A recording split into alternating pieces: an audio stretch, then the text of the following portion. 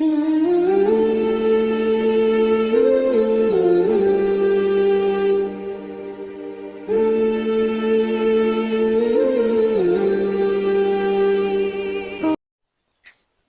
علیکم ورحمۃ اللہ وبرکاتہ۔ نحمدہ ونصلی علی رسولہ الکریم، اما بعد فاعوذ باللہ من الشیطان الرجیم، بسم اللہ الرحمن الرحیم۔ جی ڈیئر اسٹوڈنٹس، پیاری مانی ساتھیوں، پیارے بچوں، کیسے ہیں آپ سب؟ امید کرتی ہوں ایمان، صحت اور تقوی کی بہترین حالت میں ہوں گے۔ اللہ رحمان آپ سب کو اپنے حفظ و امان میں رکھے، آپ سب کو آپ کے والدین کے لیے بہترین صدقہ جاریہ بنائے، آمین ثم آمین۔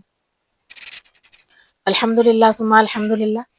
آج کی ہماری گفتگو کا محور پارہ نمبر 25 ہے، اور پیچھے صرف 5 پارے رہ گئے ہیں قرآن کریم فرقان حمید مکمل ہونے میں۔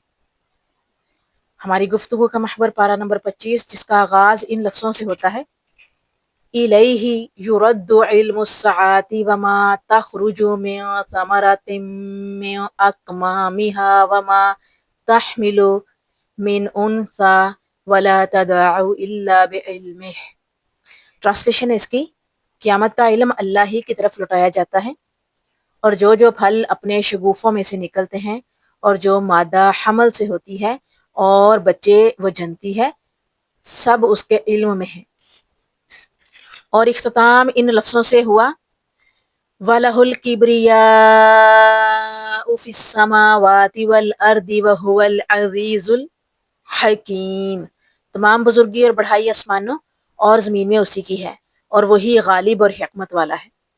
آغاز میں اللہ ذوالجلال کے علم کا تذکرہ، اختتام پر اللہ ذوالجلال کی بڑائی اور کبریائی کا تذکرہ۔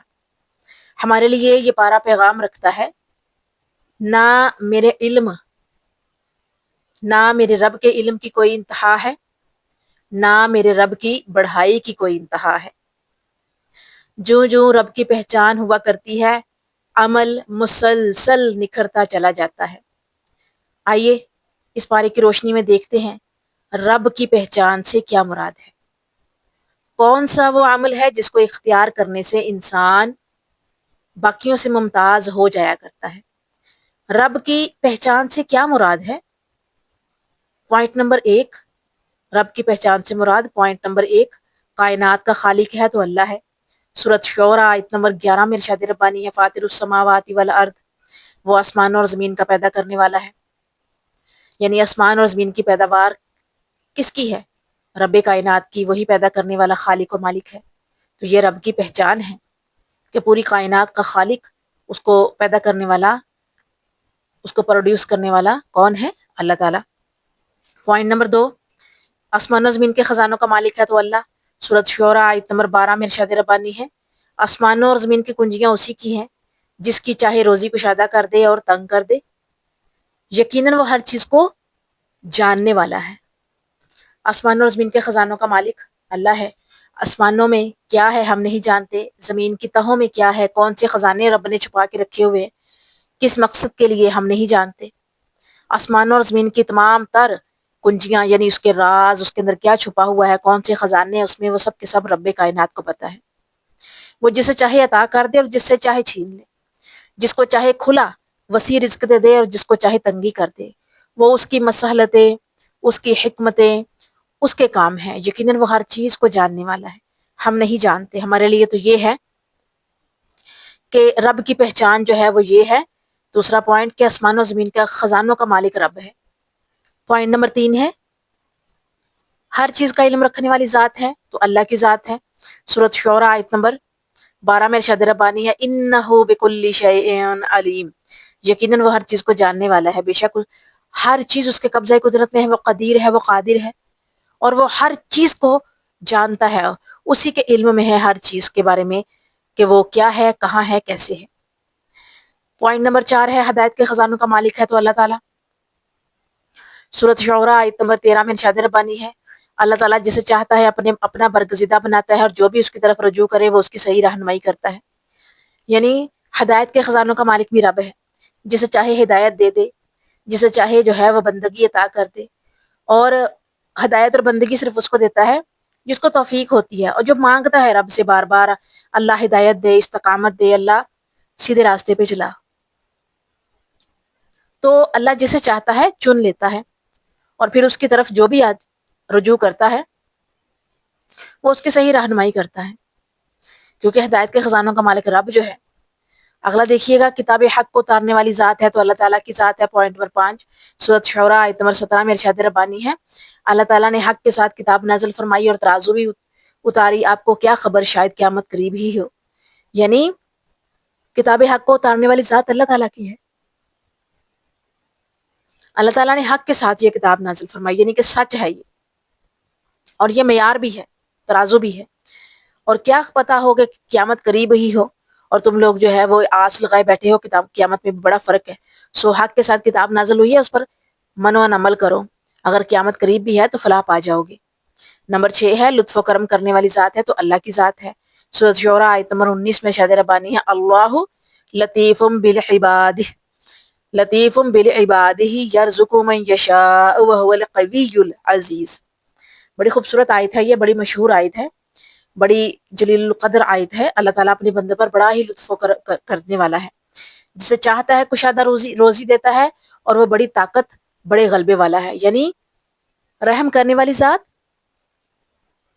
اللہ تعالیٰ کی، کشادہ روزی دینے والی ذات اللہ تعالیٰ کی، طاقت اور غلبہ کس کے پاس ہے؟ اللہ تعالیٰ کے پاس. اور وہ بڑا لطیف ہے، لطف کرنے والا ہے. تو جب لطف و کرم ہی رب کی ذات نے کرنا ہے اور روزی بھی اسی نے دینی ہے اور اس کو کشادہ بھی اسی نے کرنا ہے، تو پھر انسان کا یہ بنتا ہی نہیں ہے کہ کسی اور کی طرف جائے، رب کائنات کی طرف آئے، اسی سے مانگے. آگے دیکھیے گا، پوائنٹ نمبر 7 ہے، باطل کو مٹانے والی ذات ہے تو اللہ تعالیٰ کی ذات ہے. سورۃ شعراء آیت نمبر 24 میں ارشاد ربانی ہے، اللہ تعالیٰ اپنی باتوں سے جھوٹ کو مٹا دیتا ہے، سچ کو ثابت رکھتا ہے، وہ سینے کی باتوں کو جاننے والا ہے. یعنی باطل کو مٹانا، جھوٹ کو مٹانا، غلط کو مٹانا، اللہ تعالیٰ اپنی باتوں سے جھوٹ کو مٹا دیتا ہے، سچ کو ثابت کر کے، سچ دکھا کے، آنکھوں کے سامنے لا کے جھوٹ کو مٹا دیتا ہے. کیونکہ وہ دماغوں میں بھی جو چل رہا ہوتا ہے وہ جانتا ہے، اور سینوں میں بھی جو چل رہا ہوتا ہے، جو ہوتا ہے محفوظ، وہ بھی اس ذات پاک کو پورا پورا علم ہوتا ہے. تو جب باطل کو مٹانے والی ذات ہی اللہ تعالیٰ کی ہے تو پھر ہم کسی طرف کیوں جائیں، کسی اور طرف کیوں جائیں. پوائنٹ نمبر 8 ہے، توبہ قبول کرنے والی ذات ہے تو اللہ تعالیٰ کی ذات ہے. سورۃ شعراء آیت نمبر 25 میں ارشاد ربانی ہے، وہی ہے جو اپنے بندوں کی توبہ قبول فرماتا ہے اور گناہوں سے درگزر فرماتا ہے، اور جو کچھ تم کر رہے ہو سب جانتا ہے. یعنی توبہ قبول کرنے والی ذات بھی رب کی ہے، اور جو کچھ تم کر رہے ہو سب سے بھی باخبر ہے. اور وہی رب کائنات ہے جو اپنے بندوں کی توبہ کو قبول کرتا ہے اور پھر ان کو گناہوں کو معاف کر دیتا ہے، درگزر فرماتا ہے، عفو درگزر والا معاملہ فرماتا ہے. تو جب توبہ اس رب نے قبول کرنی ہے، گناہوں سے درگزر بھی اسی نے کرنا ہے، اور جو کچھ ہم کر رہے ہیں اس کا علم بھی اس کے پاس ہے، تو ہم کسی اور معبود کی طرف کیوں جائیں؟ ہم کیوں نہ اپنے ہی رب کی جو ہے وہ اطاعت کریں اور کامیابی رفلاح کا راستہ جو ہے اختیار کریں. پوائنٹ نمبر 9 ہے، نا امیدی کو امید میں بدلنے والی ذات ہے تو اللہ تعالیٰ کی ذات ہے. سورۃ شعراء آیت نمبر 28 میں ارشاد ربانی ہے، وَهُوَ الَّذِي يُنَزِّلُ الْغَيْثَ مِن بَعْدِ مَا قَنَطُوا وَيَنشُرُ رَحْمَتَهُ وَهُوَ الْوَلِيُّ الْحَمِيدُ.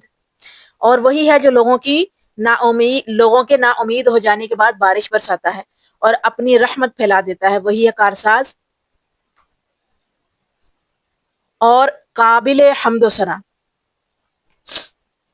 نا امیدی کو امید میں بدلنے والی ذات رب کی ہے، وہ جو لوگوں کے نا امید ہو جانے کے بعد بارش برساتا ہے. یعنی کہ لوگوں کو امید نہیں ہوتی، امید جو ہے وہ توڑ دیتے ہیں کہ بارش نہیں ہوگی، لیکن پھر بھی وہ اس نا امیدی کے بعد امید جگاتا ہے اور بارش برساتا ہے.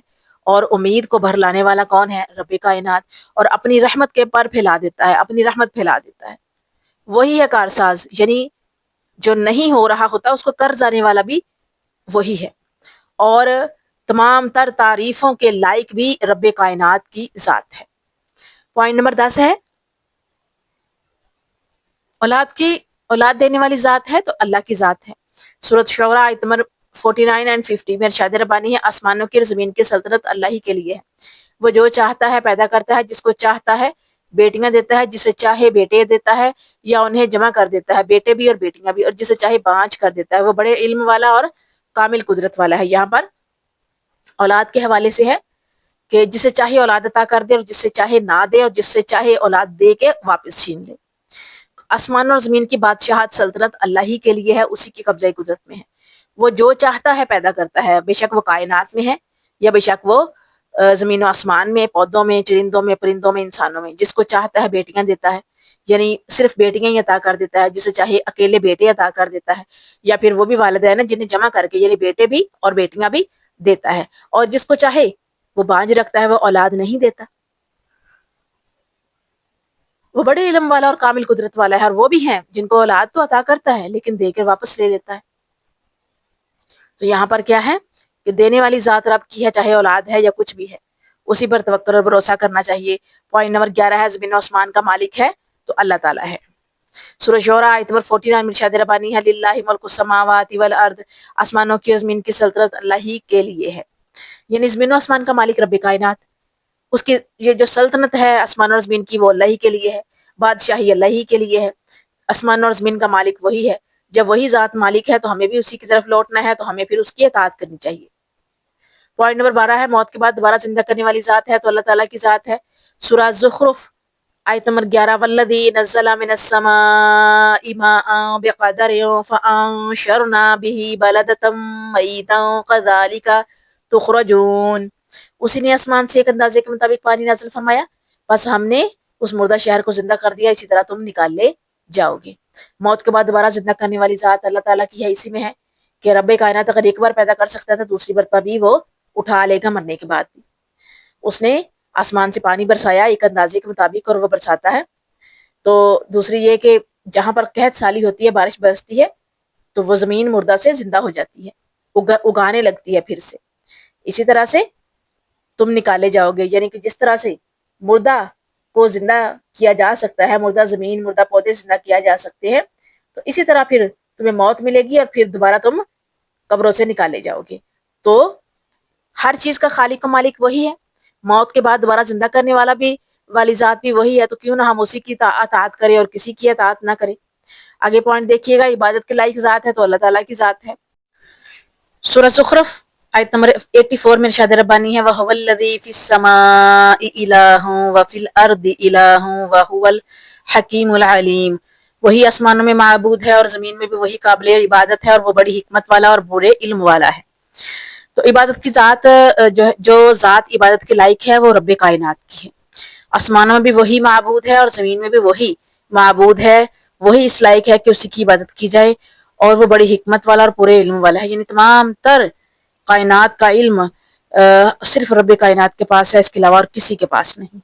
وہ بڑی حکمتوں والا ہے، تمام تر کائنات کو بنانے والا ہے، سو عبادت کے لائق ذات ہے تو صرف رب کی ذات ہے۔ پوائنٹ نمبر 14 ہے ہر ذی روح کو پالنے والا ہے تو اللہ تعالیٰ ہے۔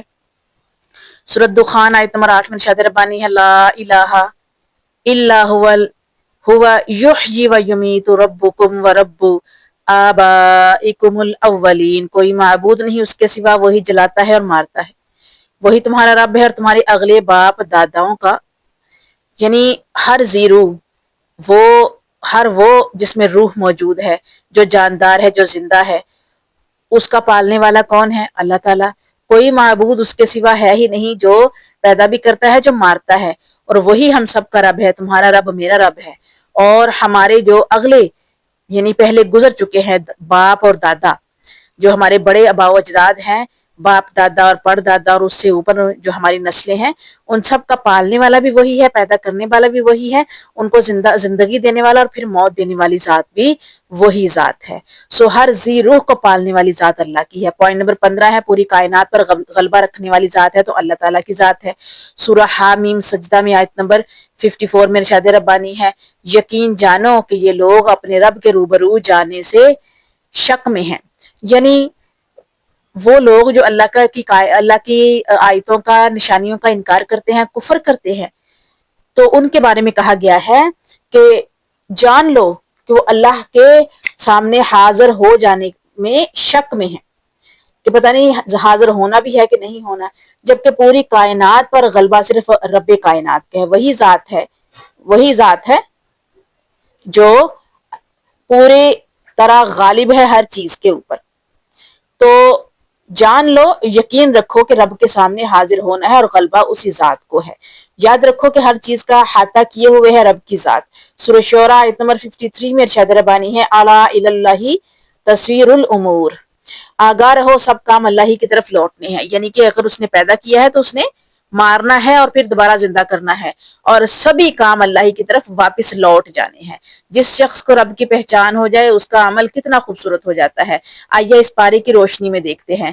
نمبر 1 ہے، پوائنٹ نمبر 1 کہ جس شخص کو رب کی پہچان ہو جائے اس کا عمل کتنا خوبصورت ہوتا ہے. دیکھتے ہیں اس چیز کو.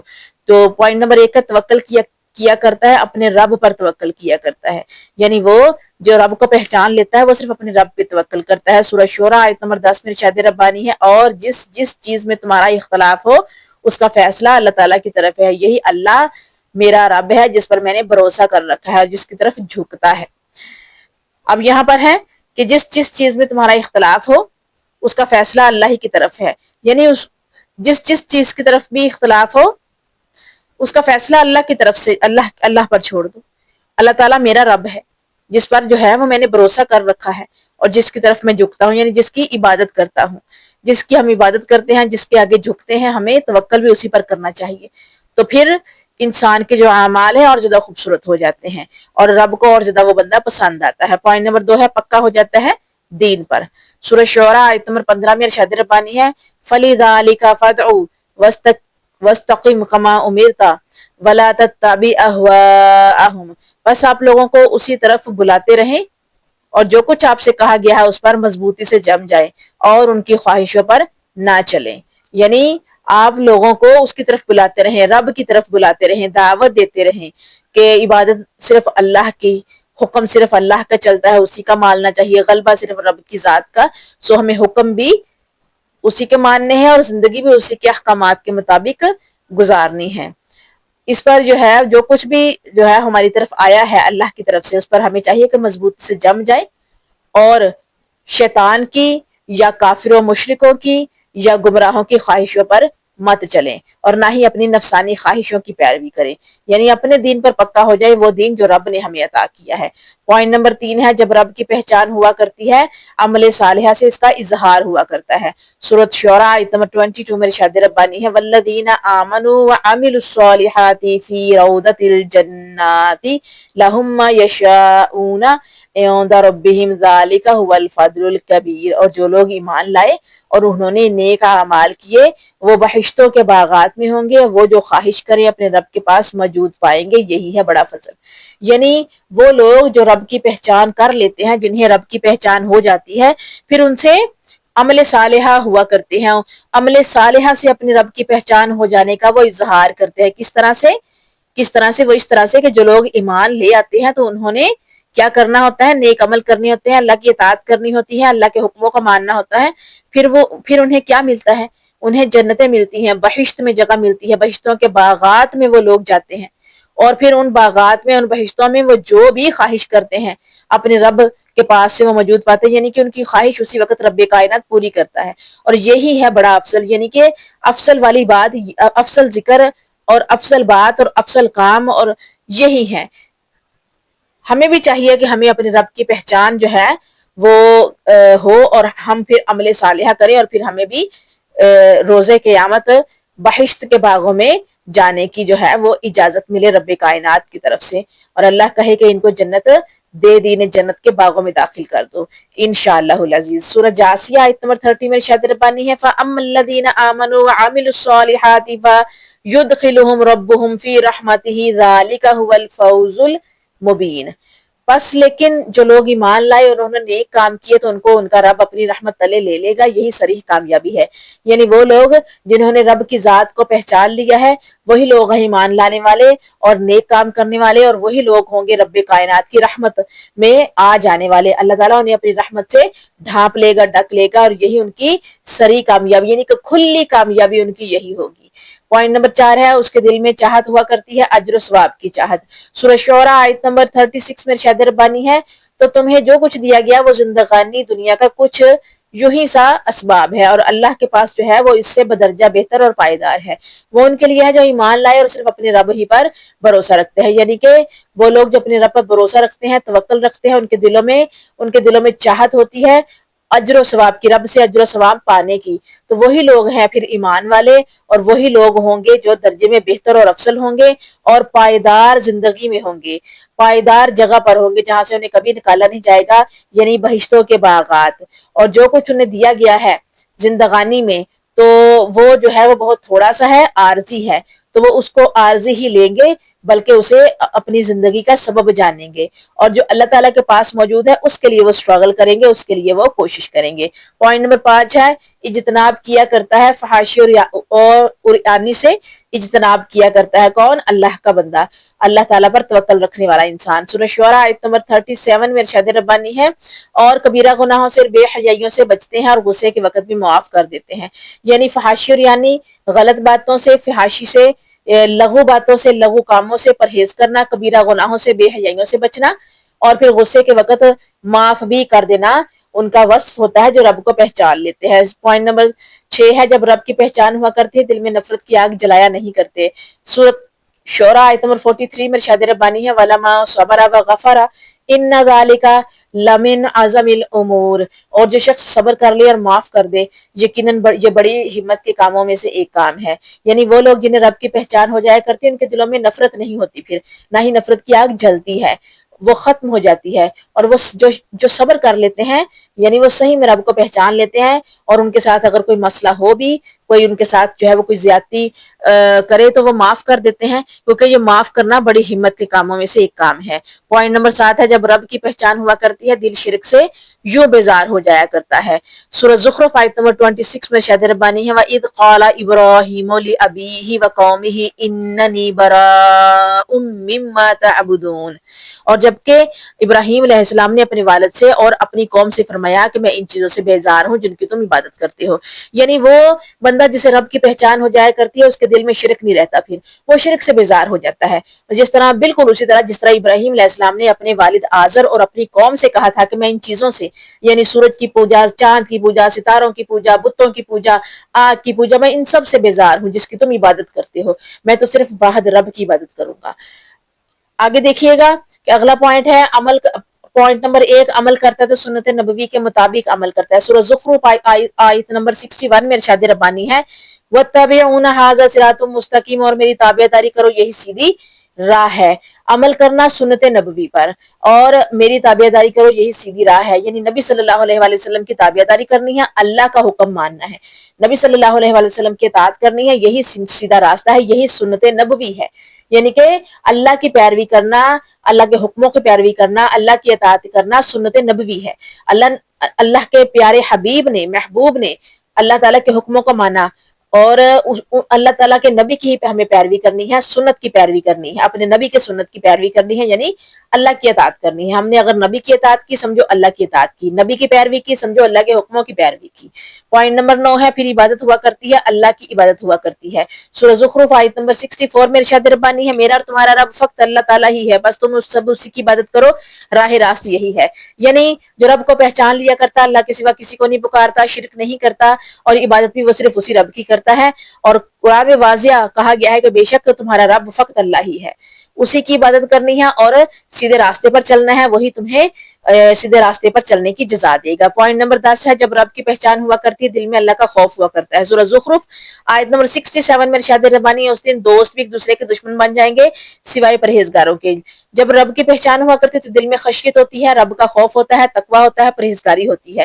روزہ قیامت جو سچے اور پکے دوست ہیں وہ بھی دشمن بن جائیں گے، لیکن صرف پرہیزگار ہوں گے جنہوں کے دل میں خوف ہوگا، وہی جو ہے وہی اپنے قدموں پر قائم ہوں گے اور انہیں ہی اجر ملے گا۔ پوائنٹ نمبر 11 ہے زبان پر تسبیح ہوا کرتی ہے، اللہ کی تسبیح ہوا کرتی ہے۔ سورہ زخرف آیت نمبر 82 میں ارشاد ربانی ہے، سبحان رب السماوات والارض رب العرش عما یصفون، آسمان، زمین اور عرش کا رب جو کچھ بھی یہ بیان کرتے ہیں اس سے بہت پاک ہے، یعنی زبان پر صرف رب کی تسبیح ہونا، رب کی ثنا، رب کی تعریف بیان ہونا، زبان پر جاری ہونا، یعنی آسمان، زمین اور عرش کا رب جو کچھ یہ بیان کرتے ہیں اس سے بہت پاک ہے، یعنی جو بھی اللہ کے ساتھ شرک کرتا ہے، اللہ پر جھوٹ باندھتا ہے، بہتان لگاتا ہے، وہ سب جو ہے وہ اللہ سے منسوب غلط باتیں کرتے ہیں، اللہ تعالیٰ ان سب سے پاک ہے۔ اللہ تعالیٰ پر کی طرف جو بھی غلط بات منگت بات جو لے کے جاتے ہیں، اللہ ان سب سے پاک ہے۔ اللہ آسمان کا رب ہے، زمین کا رب ہے، عرش کا رب ہے، اللہ تعالیٰ ہم سب کا رب ہے۔ پوائنٹ نمبر 12 ہے، پھر یہ پناہ طلب کرتا ہے، اپنے رب سے پناہ طلب کرتا ہے۔ سورۃ دخان آیت نمبر 20 میں ارشاد ربانی ہے، وَإِنِّي أُوذْتُ بِرَبِّي وَإِنِّي أُوذْتُ بِرَبِّي وَرَبِّكُمْ أَن تَرْجُمُونَ، اور میں اپنے اور تمہارے رب کی پناہ میں آتا ہوں اس سے کہ تم مجھے سنگسار کر دو۔ اللہ کی پناہ طلب کرنا، اللہ سے مانگنا، اللہ کی پناہ میں آنا، میں اپنے اور تمہارے رب کی پناہ میں آتا ہوں اس سے کہ تم مجھے سنگسار کر دو، تم مجھے مار دو، تم مجھے پتھر مار مار کے سنگسار کر دو، تو میں اپنے رب کی پناہ میں آتا ہوں۔ یعنی کہ پناہ طلب کرنی ہے تو بھی اللہ تعالیٰ ہی کی کرنی ہے اور کسی کی نہیں کرنی۔ التجائیں کرتا ہے تو اپنے رب سے کرتا ہے۔ پوائنٹ نمبر 13 سورۃ دخان آیت نمبر 22 میں ارشاد ربانی ہے، فَدَعَا رَبَّهُ أَنَّ هَؤُلَاءِ قَوْمٌ مُجْرِمُونَ، پھر انہوں نے اپنے رب سے دعا کی کہ یہ سب گناہ گار لوگ ہیں۔ یعنی کہ التجائیں کرنا، فریادیں کرنا، گڑ گڑانا صرف رب سے، جو رب کو پہچان لیتا ہے وہ التجائی بھی رب سے کرتا ہے۔ پھر انہوں نے اپنے رب سے دعا کی کہ یہ سب گناہ گار لوگ ہیں۔ تو اللہ سے دعائیں کرنا کہ اللہ تعالیٰ ہمیں گناہ گاروں میں نہ کرنا، ہمیں نیکوکاروں میں کر دے، ہمیں ہدایت دے دے، استقامت دے دے۔ التجائیں فریادیں سبھی اللہ کے آگے ہیں، اپنے نفس کی نہیں مانتا، اگر مانتا ہے تو اپنے رب کی مانتا ہے۔ یعنی وہ بندہ جو رب کو پہچان لیتا ہے وہ اپنے نفس کی نہیں مانتا، نفسانی خواہشات کو پورا نہیں کرتا، صرف اپنے رب کی مانتا ہے اور اپنے رب کو مانتا ہے۔ سورہ جاثیہ آیت نمبر 23 میں ارشاد ربانی ہے، کیا آپ نے اسے بھی دیکھا جس نے اپنے خواہش نفس کو اپنا معبود بنا رکھا ہے اور باوجود سمجھ بوجھ کے اللہ نے اسے گمراہ کر دیا ہے اور اس کے کان اور دل پر مہر لگا دی ہے اور اس کی آنکھ پر بھی پردہ ڈال دیا ہے۔ اب ایسے شخص کو اللہ کے بعد کون ہدایت دے سکتا ہے؟ یہاں پر ایسے لوگوں کا ذکر ہے جو نفسانی خواہشات کو اپنا دین ایمان بنا لیتے ہیں، اپنی دنیا اور آخرت بنا لیتے ہیں، اپنی نفسانی خواہشات کی پوجا کرتے ہیں، اسی کو اپنا رب اور الہ اور معبود بنا لیتے ہیں۔ اور اللہ نے ان کو عقل دی ہوئی ہے، سمجھ بوجھ دی ہوئی ہے، نشانیاں ان کے سامنے ہیں، اس کے باوجود اللہ نے ان کو گمراہ کر دیا۔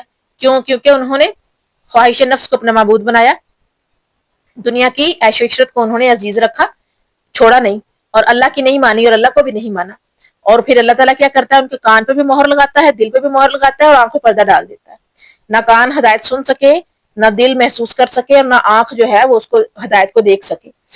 اب ایسے شخص کو اللہ کے بعد کون ہدایت دے سکتا ہے؟ وہ جسے اللہ ہدایت نہیں دے سکا اسے کوئی اور انسان ہدایت نہیں دے سکتا، اس کا ٹھکانہ پھر برا ٹھکانہ، اور اس نے خسارہ ہی کمایا دنیا کی زندگی سے۔ پوائنٹ نمبر 15 ہے، زبان پر ترانے ہوا کرتے ہیں، الحمدللہ کے ترانے ہوا کرتے ہیں۔ سورہ جاثیہ آیت نمبر 36 میں ارشاد ربانی ہے، فَلِلَّهِ الْحَمْدُ رَبِّ السَّمَاوَاتِ وَرَبِّ الْأَرْضِ رَبِّ الْعَالَمِينَ، بس اللہ کی تعریف ہے جو آسمانوں اور زمین اور تمام جہانوں کا پالن ہار ہے۔ زبان پر اللہ ہی کے ترانے جاری ہونا، اللہ ہی کی حمد و ثنا جاری ہونا، اللہ ہی کی جو ہے وہ تعریف جاری ہونا، اللہ ہی کی جو ہے وہ پوجا، اللہ ہی کی عبادت اور اللہ پہ توکل اور بھروسہ۔ تو تعریف اللہ کی آسمانوں اور زمین اور تمام جہانوں کا، کیونکہ پالنے والا وہ ہے، سنبھالنے والا وہ ہے، تمام تر علموں کا مالک وہ ہے، جاننے والا وہ ہے، سو ہمیں تعریف بھی اسی کی بیان کرنی چاہیے تاکہ ہم بھی رب کائنات کو پہچان لیں۔ میری اللہ رب العزت سے دعا ہے کہ خالق و مالک مجھے اور آپ کو ایسی توفیق سے نواز دے کہ ہم ان کاموں کو اختیار کریں جن سے رب کی پہچان ہوا کرتی ہے، اور ان کاموں سے محفوظ فرمائے جن کے سبب انسان اپنے رب سے دور ہوتا چلا جاتا ہے۔ خاتمہ بھی ایمان فرمائے اور جنت الفردوس میں اپنے حبیب کی رفاقت نصیب فرمائے، آمین یا رب العالمین۔ وصلی اللہ تعالی علی خیر خلقہ محمد وآلہ وصحبہ اجمعین برحمتک یا ارحم الراحمین۔ السلام علیکم ورحمۃ اللہ وبرکاتہ۔